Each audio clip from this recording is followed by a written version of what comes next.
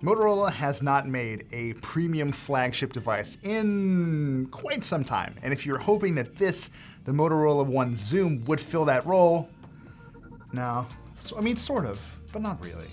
It's a really powerful mid-range device, and it has one of the more interesting takes to packing 4 cameras into a phone that we've ever seen. But this is still a long way out from Motorola proudly proclaiming that it's back in the flagship game, but I can live with what we got for now. Let's take a closer look.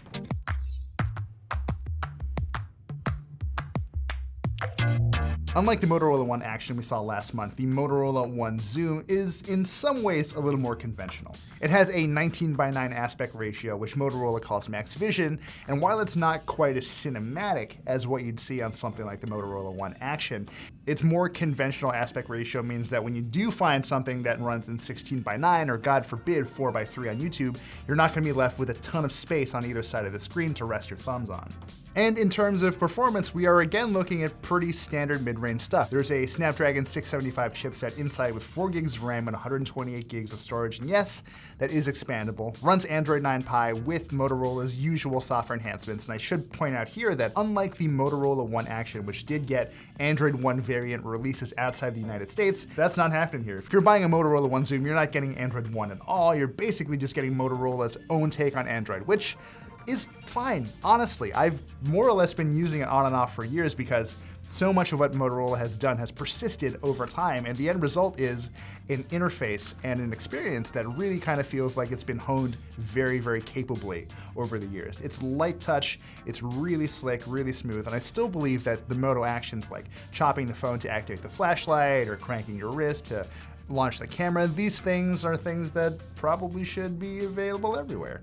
I will say that even though this phone looks surprisingly good with its satin glass finish around back and its trio of colors ranging from brushed bronze, which is nice but maybe not as brown as I would personally like, and this really slick purple, granted, this is a good-looking device, but Motorola has still fallen short on the one thing it's never really been particularly good at, which is waterproofing their devices. These things are covered in a water-repellent nano coating, and that's fine for the occasional splash, and maybe, if you're lucky, a quick dash through the rain, but if you're like me and have ruined some phones by dropping them into pitchers of beer, you're just kind of out of luck here. As with the Motorola One Action, though, the big draw here are the cameras. There are 4 of them, in fact. That's kind of insane by anyone's standard, especially from Motorola, a company that historically has never shown much prowess when it comes to cobbling together really functional and satisfying camera systems, but they might be onto something here.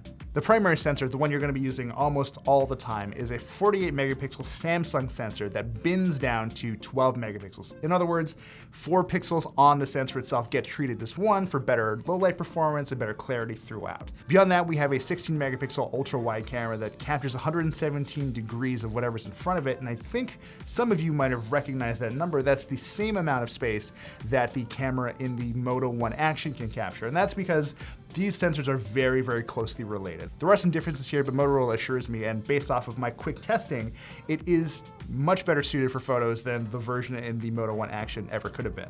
The ultra-wide is admittedly a very nice thing to have. It gives your photos a sense of space, it allows them to breathe a bit more, and that's not something I'm ever gonna sneeze at, but I will say out of the 3 cameras that make up the most important parts of this quad camera setup, it's probably the least impressive, especially in lower light. Meanwhile, the telephoto camera, which weighs in at a fairly respectable 8 megapixels, actually performed surprisingly well, better than I expected it to by far. Granted, the dingy cave that we tested the camera in might not have been ideal, but it did give me a pretty good sense of what this camera is capable of and how easily I think it's gonna fit into a lot of people's workflows. Last camera, don't really have to worry about it so much. It's the 5 megapixel depth sensor, which basically just helps you get better portraits.